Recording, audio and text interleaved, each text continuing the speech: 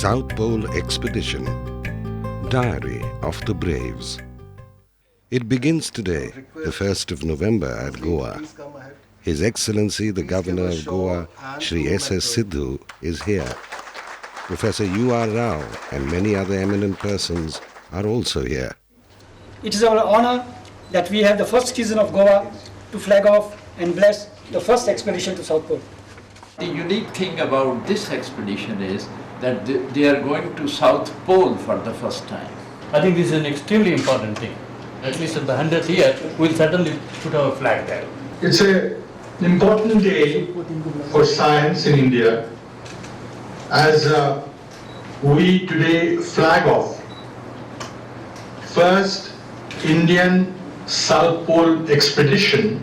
The Indian team of 8 persons, 8 scientists and 1 doctor will take this arduous land journey from our permanent Earth station to the South Pole, geographic South Pole.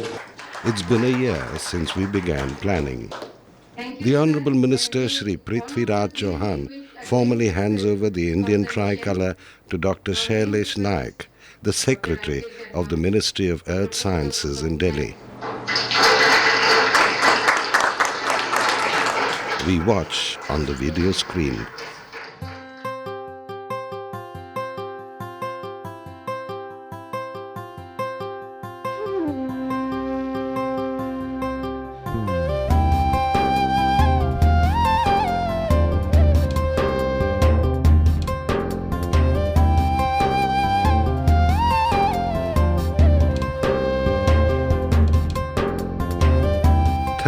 November. The first expedition to the South Pole begins today, the 13th of November 2010. It is a great start. The whole of Maitri is out to wish us a safe journey. The journey to the Humboldt Mountains is nostalgic. Our lead car acts as a pilot to warn us about hidden crevices. It has a GPR sensor. The silhouetted mountains of Orvin Fiella appear ghostly.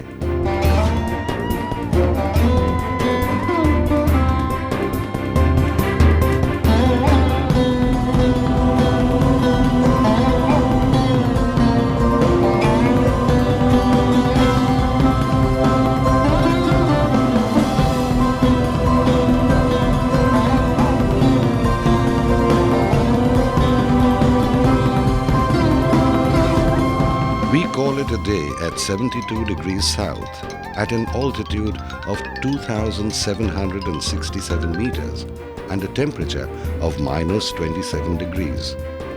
Reaching such high altitude within a day is showing on some members. They are feeling uneasy, the result of sudden high elevation.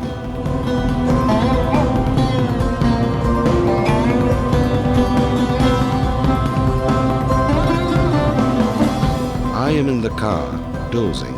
Someone brings a hot pizza. Warming food is not an easy task.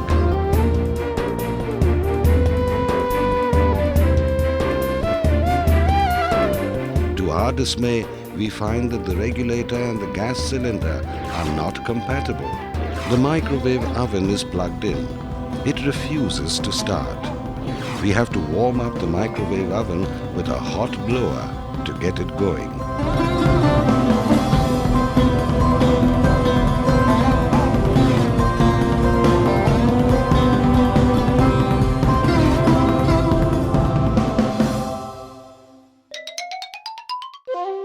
Day 2. Ashit prepares his experiment. The wheel of the ground-penetrating radar is hooked to the rear of the vehicle. 2 traverses are taken. The weather prediction from Delhi says bad weather with snowfall and poor visibility. And oh, it is turning to be true. About an hour later, things change. Visibility improves. The sun appears to give us company.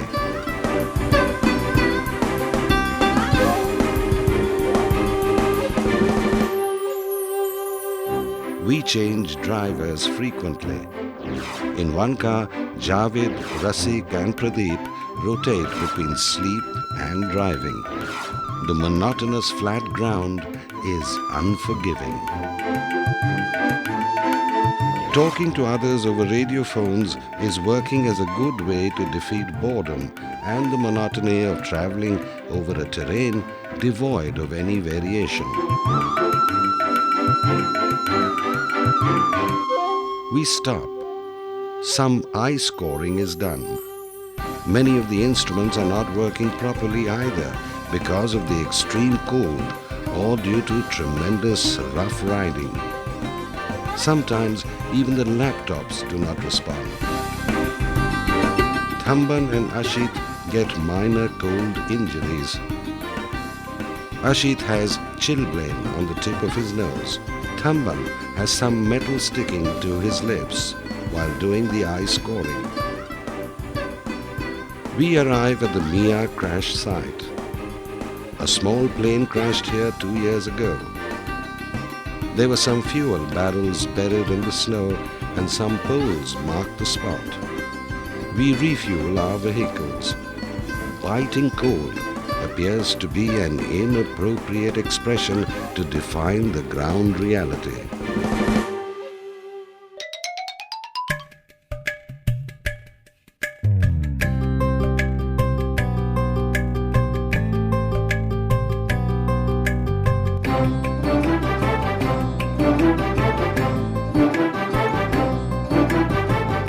Day 3. The borders between day and night have ceased to exist. I do not know when and where we enter into day 3. No wonders, as there is no dinner call, no darkening of the skies, no lighting up of the lamps, and no stopping. For more than 20 hours at a go, on a terrain full of Sastru gaze, is an experience nobody will forget in one's lifetime. One of the lead vehicles develops a mechanical problem. We are forced to halt.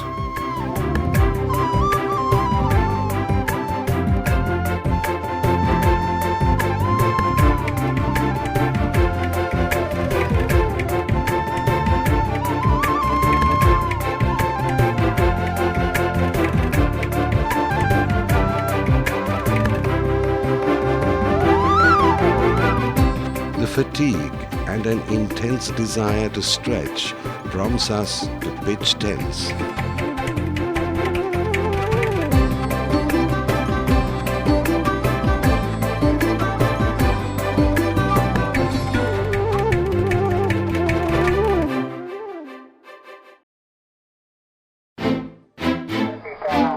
I enjoy overhearing Javed talking on the wireless with BP at Maitri. Roger, you are also 5'9". You are also 5'9". Have you passed on our request to the leader Saab for arranging a regulator suitable for South African-made gas cylinders? And a jerry can of water through any flight coming to drop fuel at 89-degree base camp at Alsi? Positive, said BP. We will send all this. The Maitri cook wants to send pulao and aloo paratha too.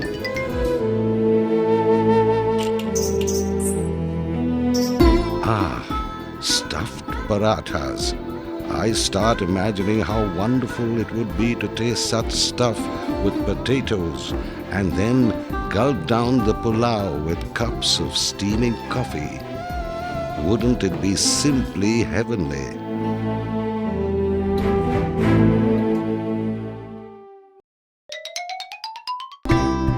Day 4th.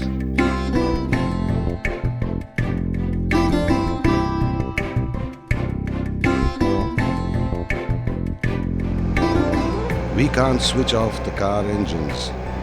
These cars provide a safe retreat from an unfriendly cold. Neither the terrain nor the surroundings offer any diversion. I doze off now and then, or am forced to give wings to my imagination. Now I am moving on a turbulent sea, frozen along with its huge waves by some magic wand of a witch. Or I would find myself on top of the globe with the horizon appearing all around. One can hardly imagine such vastness, emptiness, and depth.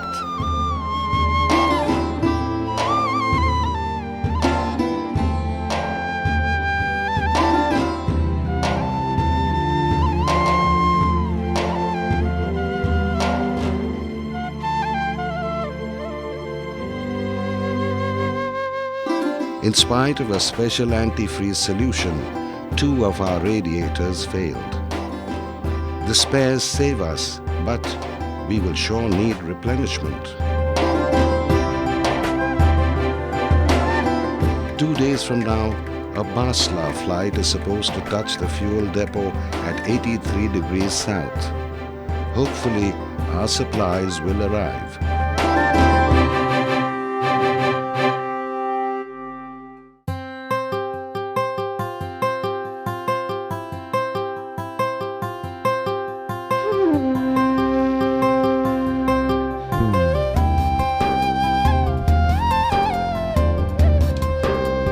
We are at 80 degrees 47.791 south latitude and 14 degrees 37.348 east longitude at 2,778 meters and outside temperatures of minus 35 degrees Celsius.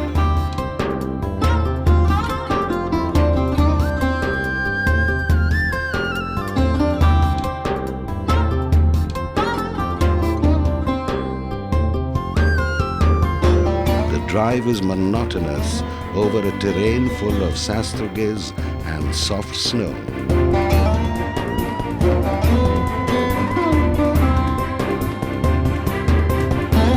We reach our destination at 83 degrees south, set camp at midnight after driving for 24 hours without any halting and without food. We have driven 579 kilometers.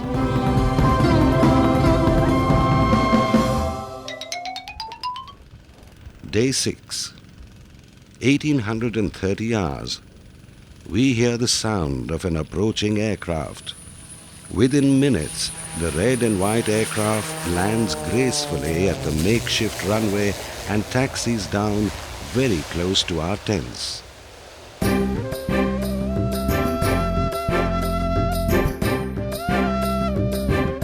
We get the cherished replenishment of essential spares, wheels, radiators, antifreeze, fuel pump filters, the regulator for the gas cylinder, jerry cans, and cooked food in a pressure cooker. The food is tempting. There's a smile on every face. The frostbitten tip of the nose of Dr. Malhotra appears suddenly more bright, and Ashit's feet no longer displays signs of swelling. The energy level of Ajay shows a sudden increase, and Surat's otherwise stern expression has changed to a kind disposition. Our dinner is chicken biryani topped with steaming cups of coffee. It tastes heavenly, and the scene resembles a roadside Punjabi dhaba on the Delhi-Chandigarh National Highway. At 10 in the night, we thank Maitri. We are told that BP has been talking to our family members to keep them posted with our progress. This perhaps is one of the reasons why closeness and a bond of brotherhood develops in Antarctica and stays strong and lasts long.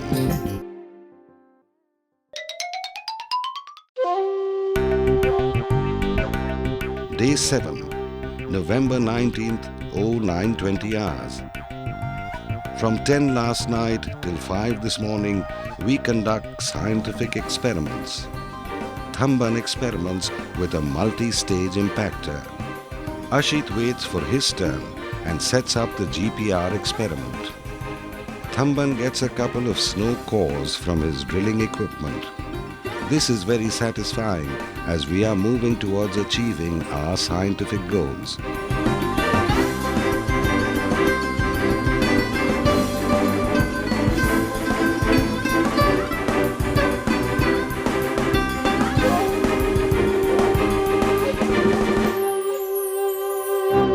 We hardly make any progress as one car has broken down. The rear axle is broken and we are stuck. Surprisingly, the broken axle is repaired in about 40 minutes. We decide not to halt and continue the ride after a quick bite.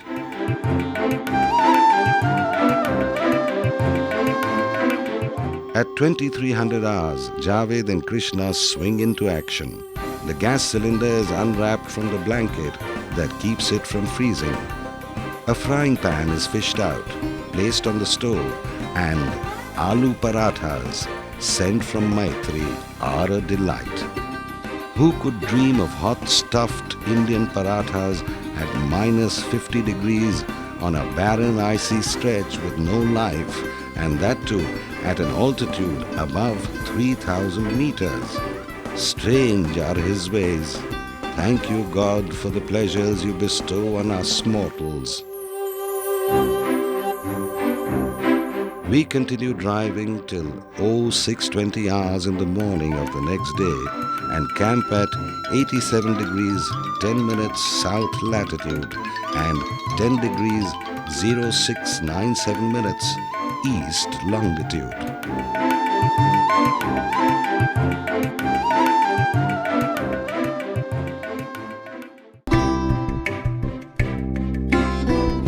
Day 8.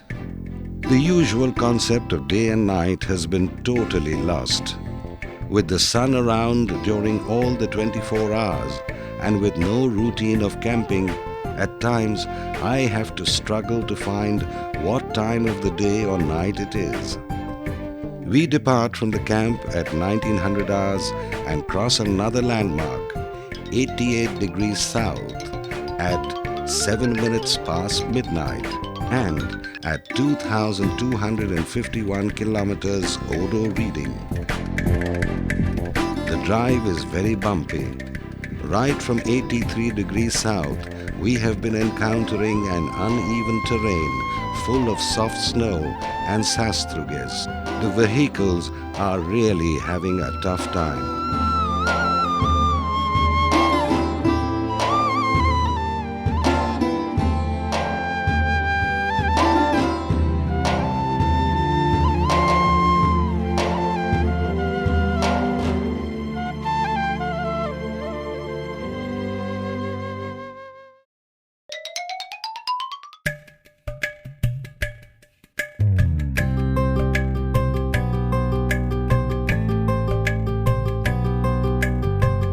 Day 9.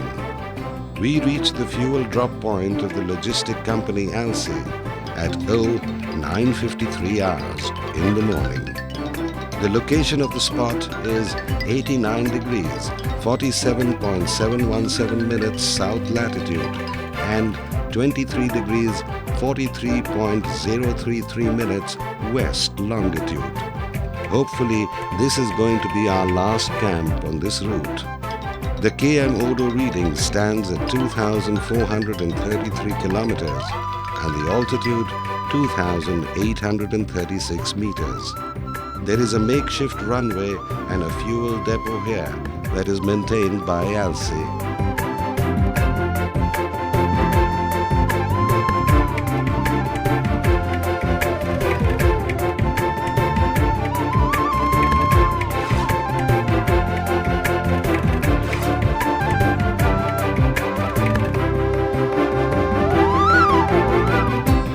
We established contact with Martin Lewis at 1600 hours GMT. While it was evening time at our place, just about half a degree away at the South Pole, it is early morning 500 hours of the next day. We drive majestically for about 20 kilometers in a convoy of 4 cars, with the red car displaying the Indian tricolour, leading the 3 blue cars. We see the grey-colour dots in the far horizon, marking the Amundsen Scott South Polar Station. The convoy lends us a great feeling, and we all feel a surge of pride.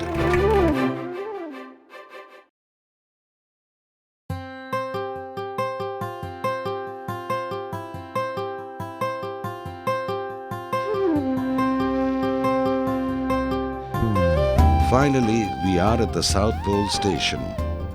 We refresh ourselves quickly and go for lunch, and then hoist our flag at the ceremonial and geographic South Poles.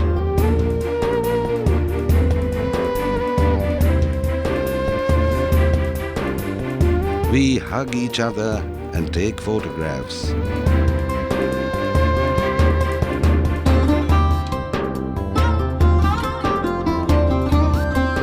I move away silently to clear my eyes of tears of happiness. Emotions are riding high. All of us thank God in our own ways. Some kneeling down, some praying, and some looking skywards to see if we have any heavenly company. Javed circles the point, marking the pole, saying he has gone round the earth in 2 seconds. Others are not to be left behind. We forgot the biting cold, and our hands are turning numb. It is 1:30 hours in the night. But we still have to announce our achievement. We call Secretary in India and inform him. There is a small gathering of media people, and we can hear them asking questions to the Secretary as he puts his mobile phone on the speaker mode. Congratulations! How do you all feel? We are at the bottom of the earth, but feel on top of the world, is my quick and instantaneous response. He asks some more questions that the media wants to know, especially about what we are eating and how cold it is. The reception of the phone is poor, and soon it gets disconnected. However, the point is made. India has now placed its national expedition at the South Pole, 30 years after it set foot on Antarctica.